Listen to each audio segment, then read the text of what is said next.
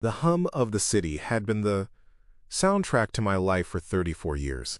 A constant, chaotic symphony of sirens, traffic, and the murmur of a million lives intersecting. I was a sound engineer, a man who spent his days isolating, refining, and polishing noise for a living. I'd sit in a padded, silent room, listening to the world through a microphone, and my job was to make it clean, to make it palatable. But the noise had started to leak into the silence. It followed me home, echoed in my dreams. I craved a quiet so profound it was absolute. I craved the kind of silence that had its own sound. That's what led me to the 40-mile stretch of dirt road in northern Vermont, and the small, hand-painted for sale sign leaning against a birch tree. The property was a dream, or so I thought. 60 acres of dense, untamed forest, with a small, sturdy cabin at its heart. It had a wood-burning stove, a deep well, with a hand pump, and a complete lack of cell service. It was perfect. The owner was a man named Silas, with skin like cured leather, and eyes that seemed to be constantly scanning the horizon.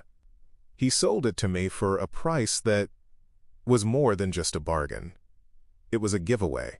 As I signed the papers on the hood of his rusted pickup truck, I had to ask, "Why are you selling a place like this? It's a fortress of solitude." Silas didn't look at me. His gaze was fixed on the tree line behind the cabin, a dark, impenetrable wall of pine and maple. "The nature here," he began, his voice a low rumble. "It's gotten restless." He paused, chewing on the word. "Sometimes it whispers."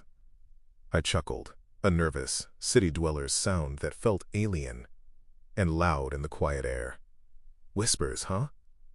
What's it saying?" He finally turned his eyes to me, and they were devoid of any humor. "You don't want to know." He handed me the keys, a single, old-fashioned iron key.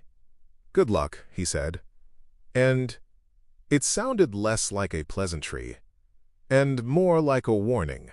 He got in his truck and drove away, leaving me alone with my 60 acres of restless nature. I dismissed his words as the ramblings of an old man who'd spent too much time alone. A backwoods eccentric. The first few weeks were idyllic, a testament to my own self-reliance. I chopped wood, the rhythmic thud of the axe, a satisfying counterpoint to the silence. I cleared paths, built a woodshed, and learned the cartography of my small kingdom. The silence was everything I had hoped for. It was a physical presence, a heavy blanket that muffled the world. At night, the only sounds were the familiar, comforting ones. The wind sighing through the pines, the distant hoot of an owl, the crackle of a dying fire in the stove. But Silas's words were a seed, planted in the back of my mind, and in that profound quiet, it began to sprout. The first oddity was a shadow. It was late afternoon, the sun, casting long, distorted shapes through the trees. I was splitting the last of a log pile, my body moving in a familiar, comforting rhythm. Then, out of the corner of my eye, a flicker of movement. It was tall, man-shaped, and it moved with a fluidity that wasn't natural. It slipped between two thick oaks and was gone. "Hello?" I called out, my voice sounding thin and reedy. I grabbed my axe, holding it less like a tool and more like a weapon. I walked to the edge of the woods, my heart thumping a nervous beat against my ribs. There was nothing. Just trees and the deepening gloom of twilight. I told myself it was a deer, maybe a moose, its shape distorted by the light. But the image was seared into my mind. It was too tall, too slender, too deliberate. The next morning, I found the tracks. The ground near the tree line was still damp from an overnight dew. There they were, leading from the deep woods, right up to the edge of my porch. They were a bizarre hybrid, something between a bare, human foot and the paw of a large animal. They were long, with an arch that was distinctly humanoid, but the toes, or what I assumed were toes, ended in deep, claw-like impressions. They were too large for a coyote, too deep for a beaver. And the strangest part, the part that sent a cold dread trickling down my spine, was the way they ended. They just stopped, right at the first step of the veranda. There were no return tracks. Whatever it was had walked out of the forest, stood at the edge of my porch, and vanished. I spent the rest of the day in a state of heightened alert, my senses screaming. Every snap of a twig, every rustle of leaves, sent a jolt of adrenaline through me. I tried to reason with myself.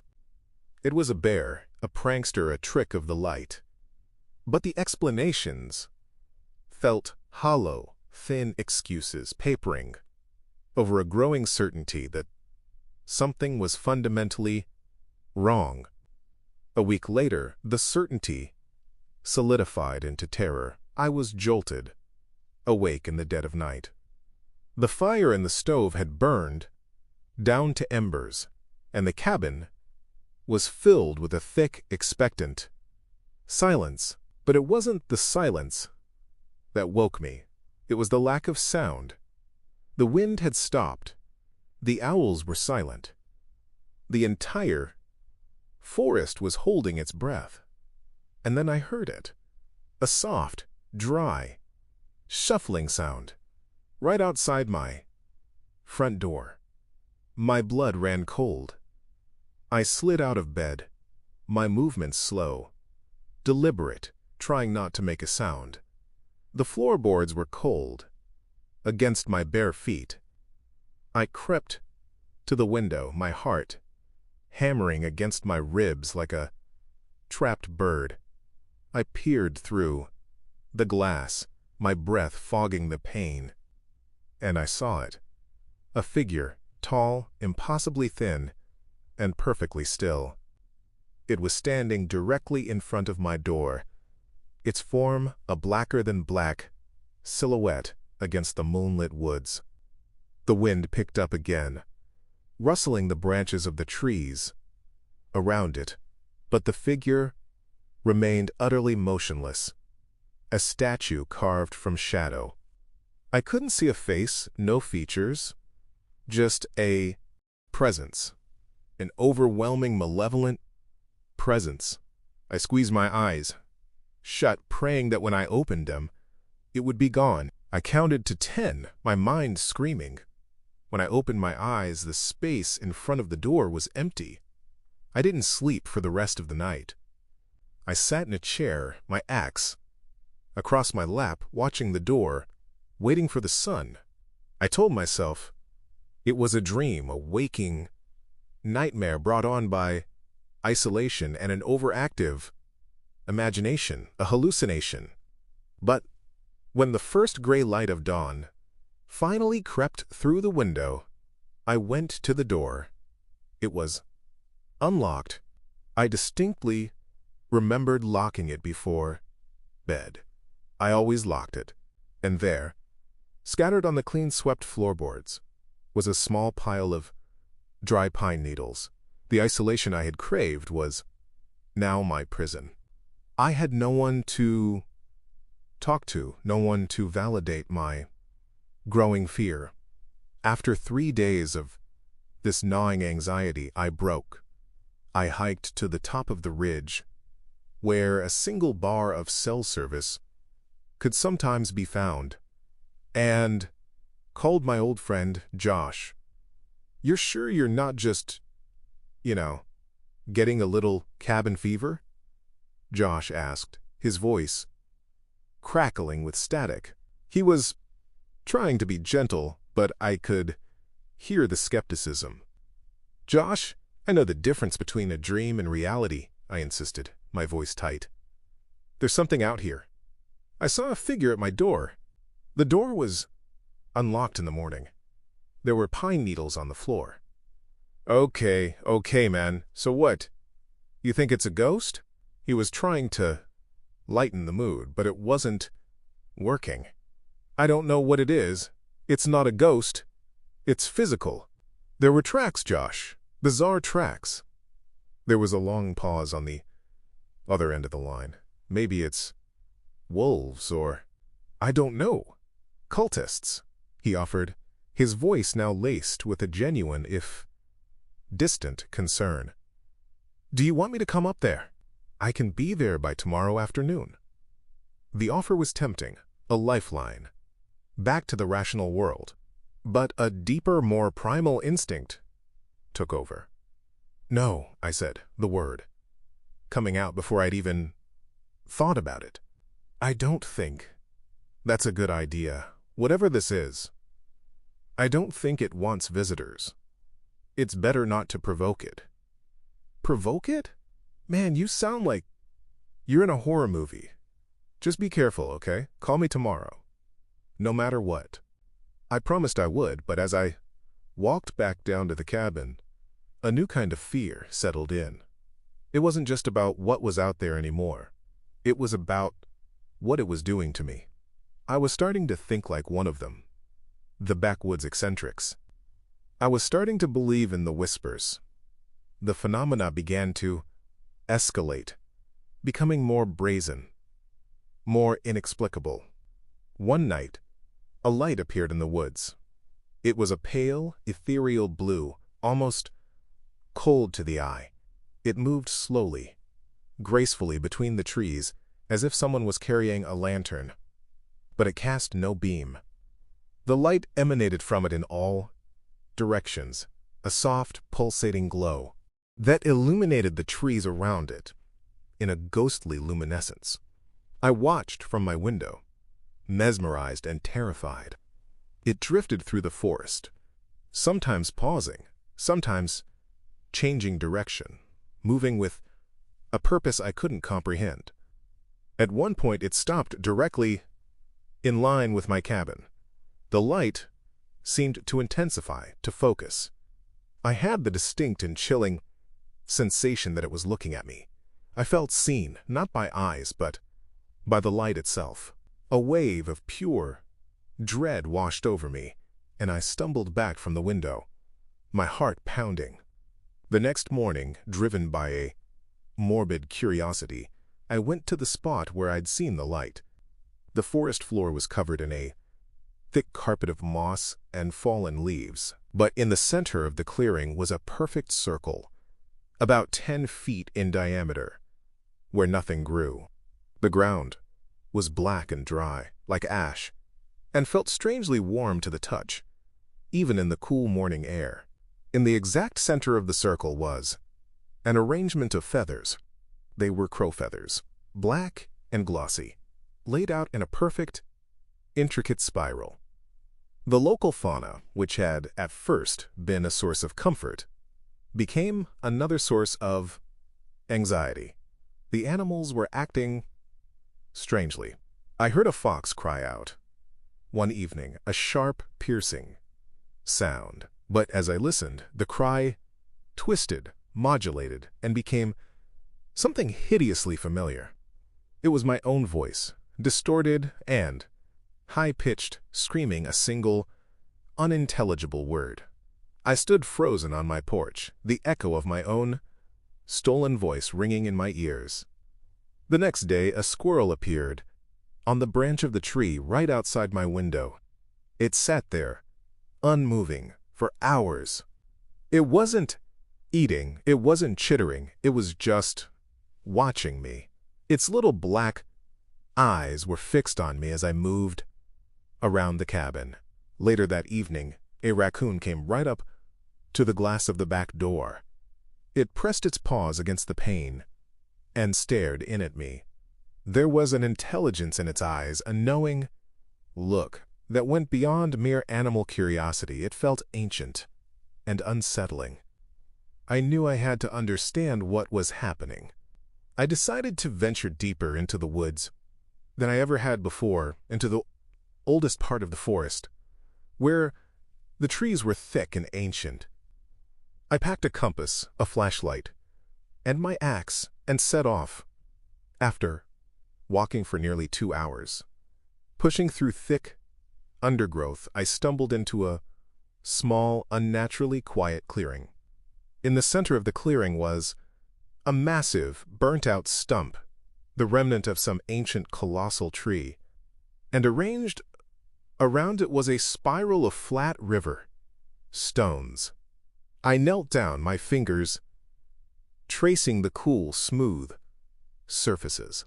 Each stone had a single letter carved into it. They weren't English letters. They were strange, runic symbols, a mix of sharp angles and flowing curves. I took out my notebook and carefully copied each one down. There were 13 stones, 13 symbols. I returned to the cabin as dusk was falling, the strange symbols burning in my mind. I sat at my small wooden table, trying to make sense of them, trying to find a pattern, a word, anything. It was useless. It was a language I didn't know, a code I couldn't crack. Exhausted, I left the notebook on the table and fell into a troubled sleep. When I woke up the next morning, the notebook was still on the table, but lying next to it was a single dry leaf.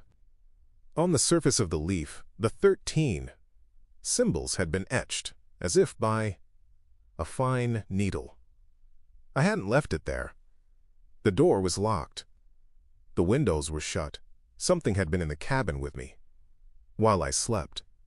The weather itself seemed to turn against me. A thick, localized fog would descend upon my property, shrouding the cabin in a blanket of gray, while the sky, just beyond the tree line, remained perfectly clear. Sometimes a sudden, torrential downpour would start, but it would only rain on my yard, a personal storm that ended abruptly at the edge of the woods. During one of these sudden fogs, I saw the figure again. It was standing at the edge of the trees, its form blurred and indistinct in the mist, like a glitch in reality. It didn't move, it just watched. The final straw came on a moonless, starless night. A storm was raging outside, the wind howling like a banshee, rattling the windows in their frames. I was huddled by the stove, trying to read by the light of a kerosene lamp, the book shaking in my trembling hands. Suddenly, the front door, which I had bolted and chained, flew open with a deafening crash. The wind burst into the cabin, extinguishing the lamp, plunging me into darkness. The curtains whipped wildly. Papers flew off the table. And in the heart of the chaos, I heard it, a whisper. It wasn't in the wind. It was right next to my ear. A cold, sibilant voice that smelled of damp earth and decay. Not your place. I scrambled backwards, kicking over my chair, my throat tight, with a scream that wouldn't come out. I fumbled for my flashlight, my fingers clumsy with terror. I found it, flicked it on, and swept the beam across the room. Inquietais. There was no one there. The door was wide open, the storm raging outside. But on the floor leading from the doorway towards my bedroom was a single wet footprint. It was long, bare, and perfectly formed. And it was slowly, impossibly, fading into the dry floorboards before my very eyes. That was it. That was the end. I didn't think. I just moved. I grabbed my keys, my wallet, and the jacket by the door. I didn't pack a single thing. I ran out into the storm, not even bothering to close the door behind me. I scrambled into my truck, my hands shaking so badly it took me 3 tries to get the key into the ignition. I slammed it into drive and sped down the dirt road, the cabin shrinking in my rearview mirror, a dark, gaping wound in the heart of the woods. I didn't look back. It's been months since I fled. I live in the city now, surrounded by the familiar, comforting noise I once ran from. I've tried to forget, to rationalize, to dismiss it, all as a product of isolation and fear. But something followed me out of those woods. Sometimes, in the dead of night, I'll hear a faint, dry, shuffling sound outside my apartment door. Sometimes, when I'm walking down a crowded street, I'll catch a glimpse of a tall, thin figure in a dark alleyway, just for a second, before it's gone. And on a few terrifying occasions, I've looked out my window late at night and seen a faint, cold blue light pulsating in the park across the street. I don't know what I found in those woods. An old spirit? A creature from some other dimension? Or maybe Silas was right. Maybe nature itself, in its oldest, wildest places, has a consciousness. A consciousness that becomes aware of you when you're all alone.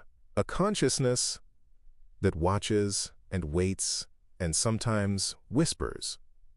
So I have to ask, have you ever been deep in the wilderness, far from any city, and felt like you weren't alone? Have you heard a sound you couldn't explain, or seen something that shouldn't exist? What are your theories? What do you think was in those woods? Write your thoughts in the comments. I need to know. I'm not the only one.